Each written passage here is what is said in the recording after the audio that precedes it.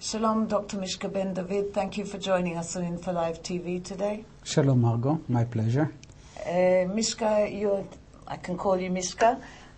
You're not only a well-known author of a number of best-selling novels that we'll touch on later in the interview, but you're also a former senior member of the Mossad, and you've agreed to talk with us about the assassination of Hezbollah commander Mغنية in Damascus Tuesday night. Yes, definitely, under the restrictions of what I'm allowed to say.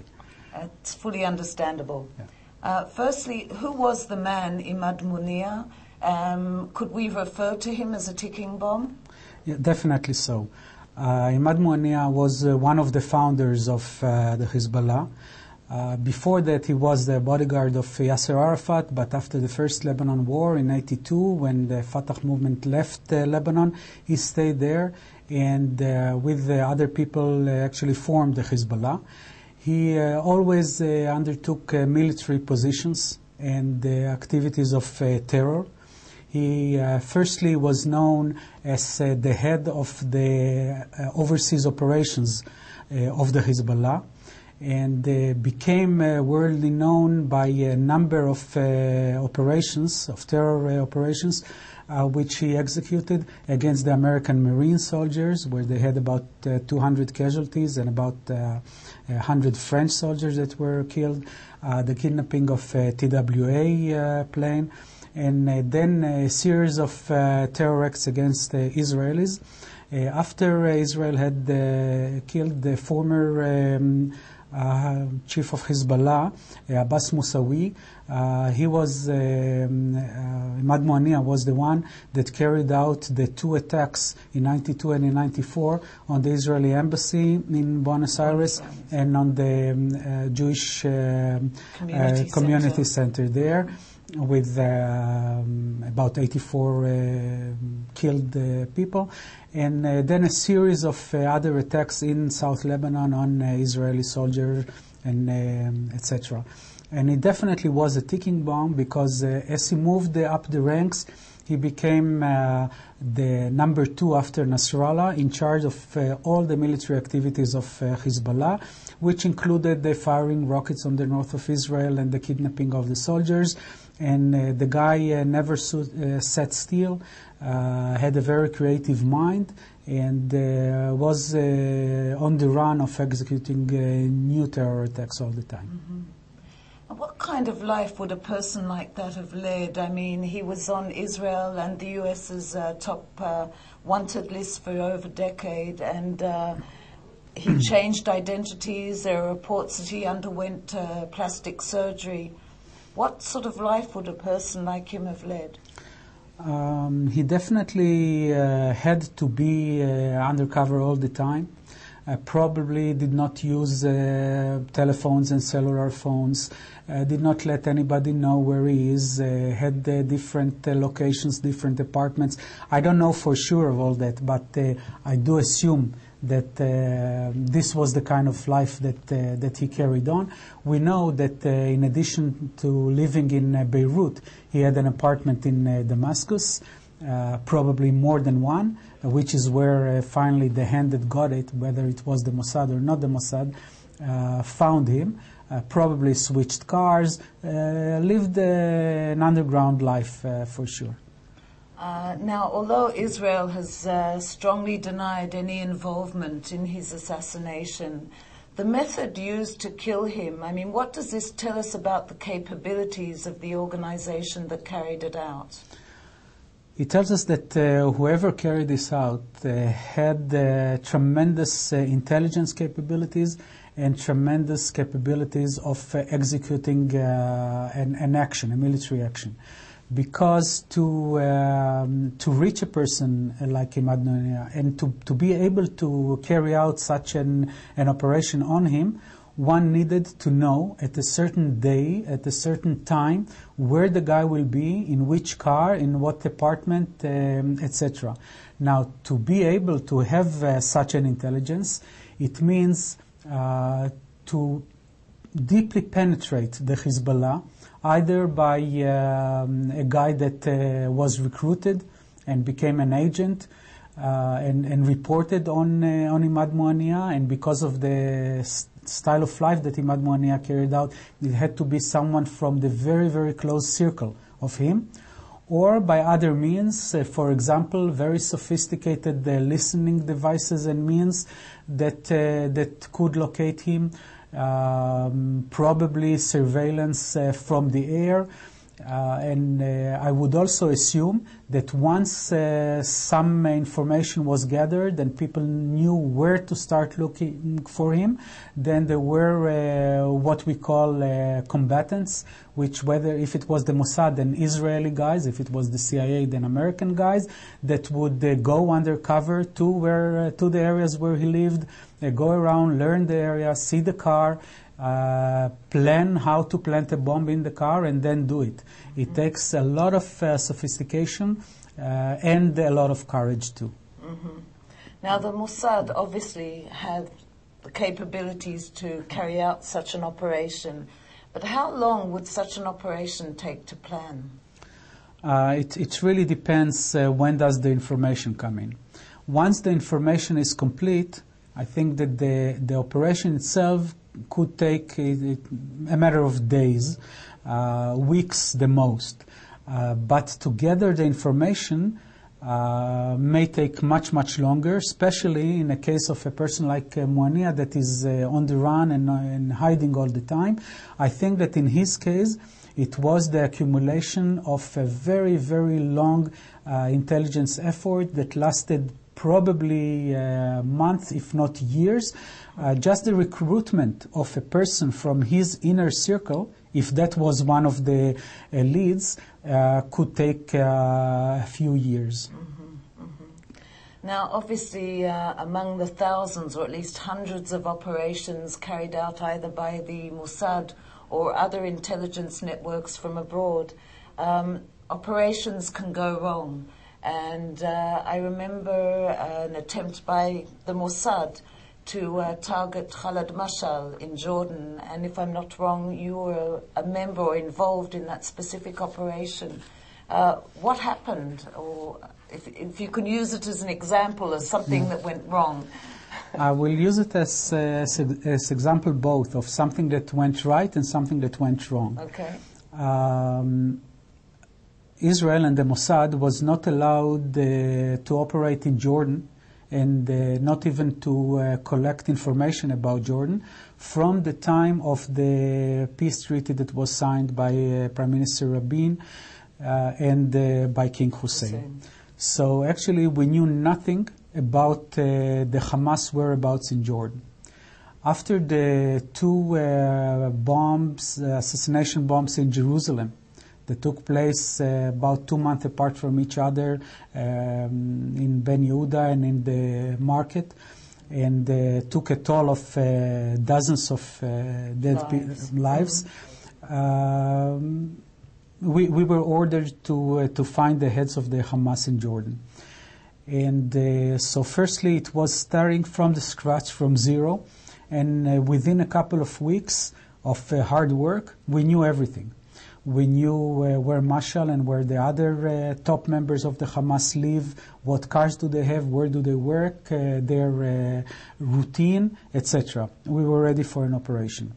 Now, the operation could be easy and successful. Was the Prime Minister then, Benjamin Netanyahu, willing to take the risk of endangering the relations with Jordan and either put a bomb in his car or shoot him? Mm-hmm. And then this is a kind of operation the Mossad knows how to carry out, and we also said that this is what we can do. Netanyahu's will, and I think that it's a very legitimate one by a prime minister, was that Mashal will be dead without anyone knowing that he was killed altogether. This involved actually touching him. Mm-hmm. And it meant that the combatants around him were unarmed. This was not the kind of operation that the Mossad carried out before. The combatants didn't know how to do it, and the result was a big mess that ended up very wrong. Everything that Netanyahu didn't want to happen happened, including severing the ties with Jordan, etc. But this is a risk that the Prime Minister can and should take, and this is a misfortune that can happen in an operation. It does show, however, again, of the capabilities of the Mossad. I remember author Meir Shalev writing in the paper after the committee of inquiry that said that we did not think enough, we were not creative enough. He said, if going to an Arab capital, finding an arch-terrorist, and putting something in his ear is not creative enough, I don't know what creativity is.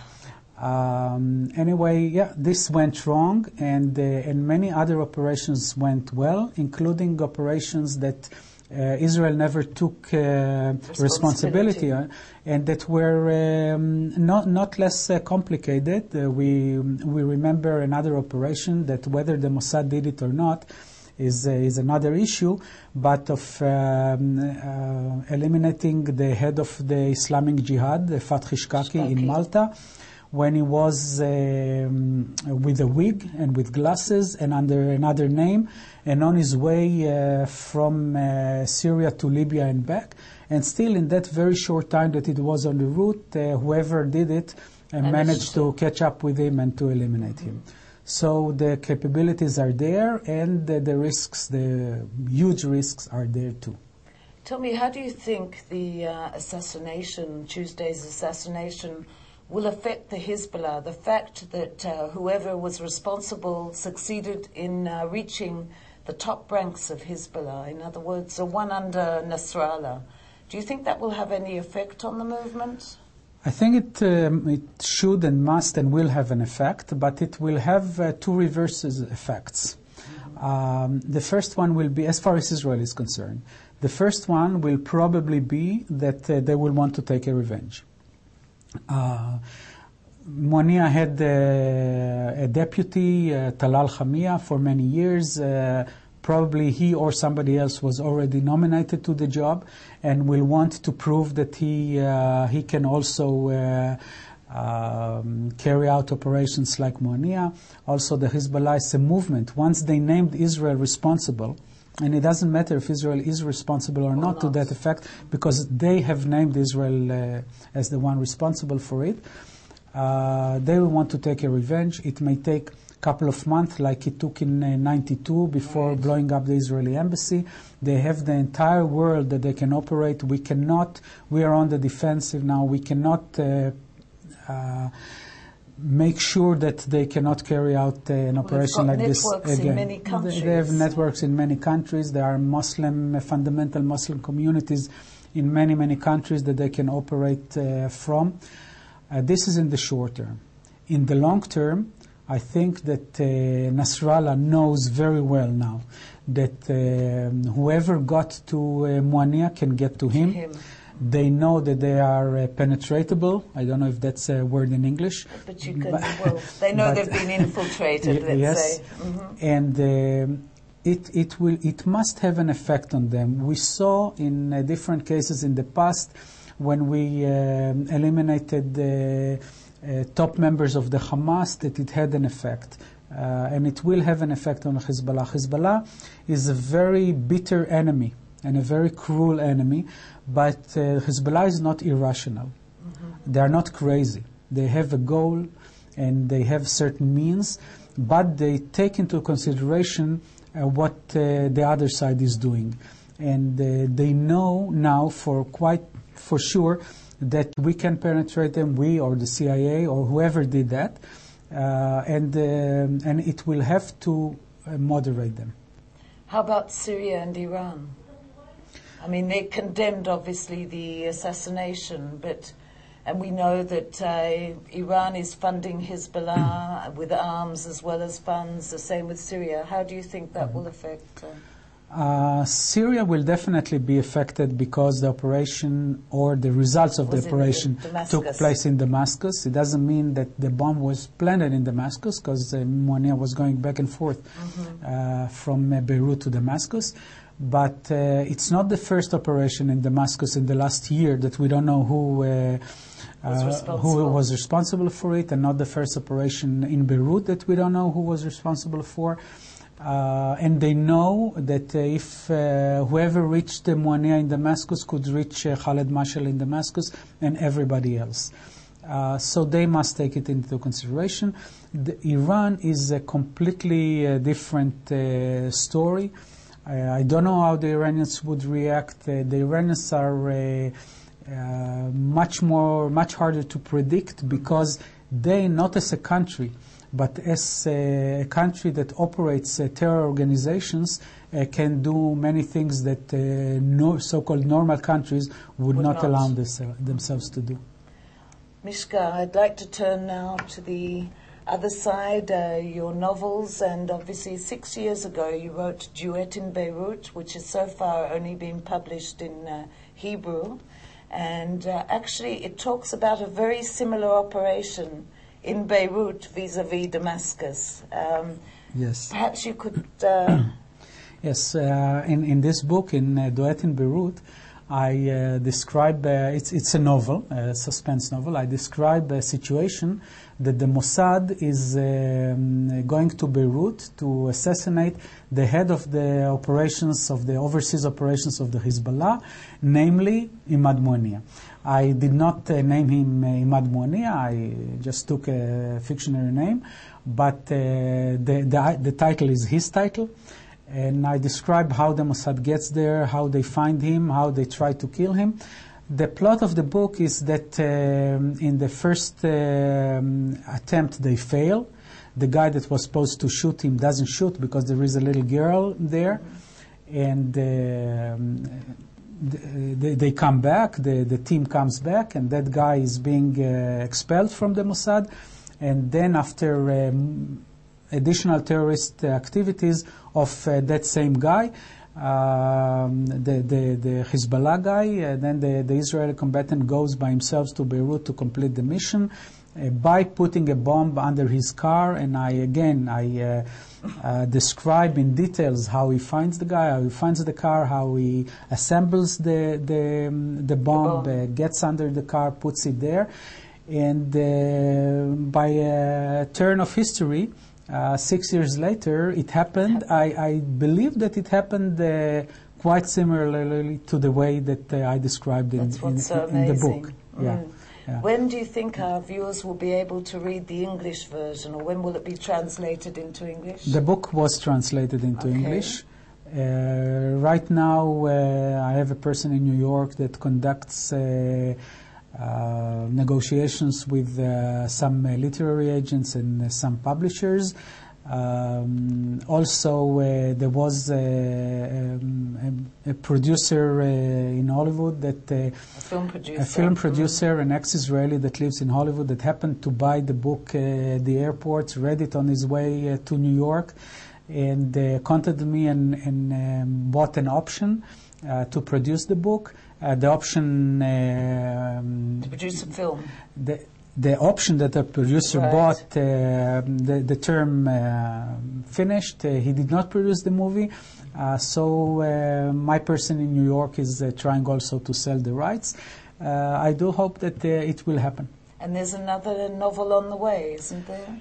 Yes, I have another couple of novels that I'm trying to translate, which are also suspense novels about the Mossad, and another one that I wrote now that this one happens in St. Petersburg, in Russia. It's a love story between a Mossad agent and a Russian woman that turns out to be a spy catcher of the KGB, or the FSB, which is the name now of the new KGB, which I hope will be translated, will come out shortly in Hebrew.